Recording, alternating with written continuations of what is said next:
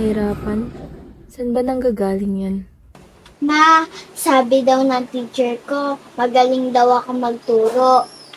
Gusto ko po maging teacher paglaki ko. Mabuti anak at masipag ka sa iyong pag-aaral. Pero alam mo bang mahirap ang buhay ng isang teacher? Pero ma, Anak, ikaw yung inaasahan namin ng papa mo. Halika nga rito. Ikaw yung magpapayaman sa atin, ha? Hindi yun yung passion ko at alam kong mapipilitan na akong aralin yun. Uy, okay ka lang ba? Okay lang ako. Ikaw ba? Anong gusto mong kunin course sa college? Kasi ako, gusto ko talaga mag-culinary at magtayo na. Ay, taray. Buti ka pa, may naisip ka na. Ako kasi indecisive pa rin eh. Ba't di ka mag-arky? Di ba magaling ka naman mag-drawing? Na para ba sobrang dami namin pera? Ate, mahal din kaya ng tuition sa arty, no? O edi mag-state university tayo. Tapos mag-apply tayo sa mga scholarship para may pangtustos tayo sa kailangan natin. Bet ko yan. Tapos, pag nagtugma schedule natin, gana sana. O sige ba? Ikaw na mong nilibre ah. Ikaw na, mas marami kang pera eh.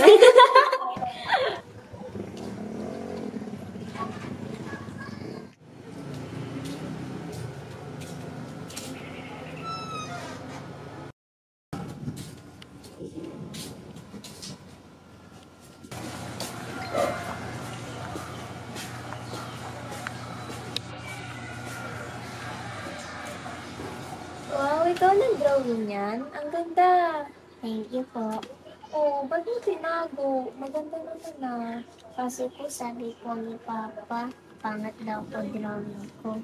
Alam mo, dapat hindi ka nakikinig sa mga sinasabi nila. Ang importante, nagagawa mo yung gusto mo at yung nakakapagpasaya sa'yo. Nakuha mo ba?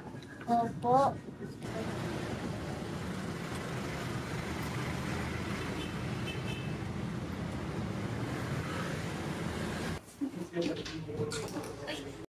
Uy, alam mo ba yung upcoming rally? Oo, puro nga ganun naman na feed ko eh. Oo, sasama ka ba? Pagkano pinag ko pera mo? Naglayaan natin si Mayumi. Mayumi! Bakit? Sasama ka ba sa rally? Hindi ko pa alam eh. Sige, kapag nakapag-desisyon ka na, sabihin mo sa amin ha.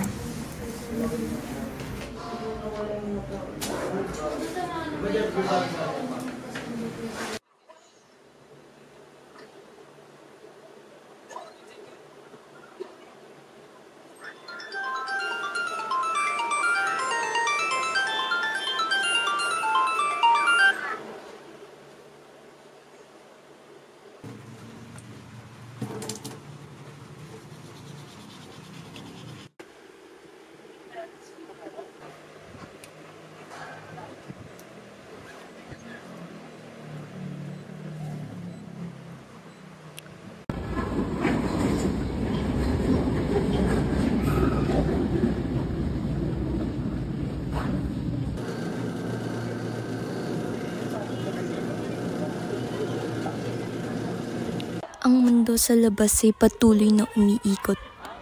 Hindi na ako pwedeng manatiling nakahiga. Ang tao ay patuloy na naghihirap. Nais lamang naming mapakinggan ng boses namin, ang mga boses ng pinagkaitan ng hustisya. Ang mga guro, ang mga estudyante, nalulunod sa tubig kanal. Kaya mga kasama, makakaasa kayo sa mga eskolar ng bayan. Makakaasa kayo sa mga guro ng bayan. Hindi na para manahimik at magbulag-bulagan. Tapos na ang panahon ng pagiging alipin. Yan ang nangyayari. Yan ang ginagawa sa atin ng korupsyon. Unti-unti tayong pinapatay. Tayo ngayon ay nakikibaka. Sa edukasyon, para sa pagkain, para sa kalusugan at mga bayarin. Ayon sila, hayahay, pasarap sa kanilang buhay. Justisya! Justisya! Justisya! dapat lahat panagutin. Kapit-bisig nating haharapin ang bawat landas. Dapat nilang matunghayan ng kapangyarihan ng nagkakaisang puso. Sa gitna ng kadiliman na ito, tayo ang kandila.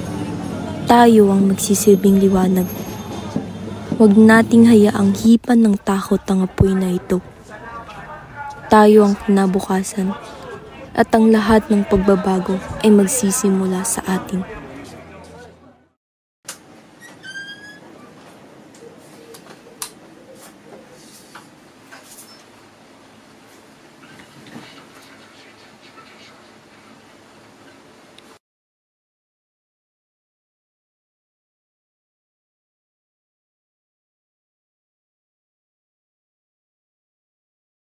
Parang ilang ulit na akong natutumba. At paulit-ulit na rin akong bumabangon. Pero bakit ganun? Sa bawat hakbang ko, pakiramdam ko mas lalo lang akong napapagod.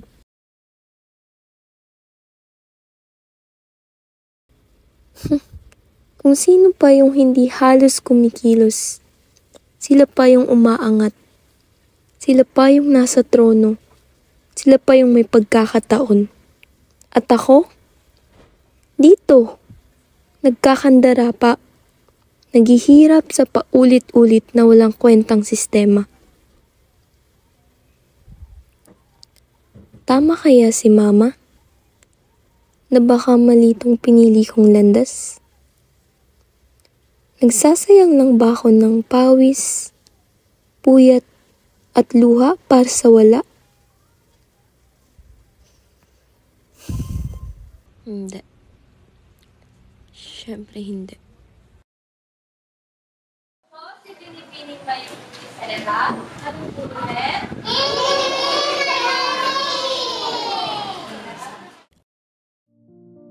Ako'y isang pangkaraniwang tao lamang, naninirahan sa pangkaraniwang tahanan.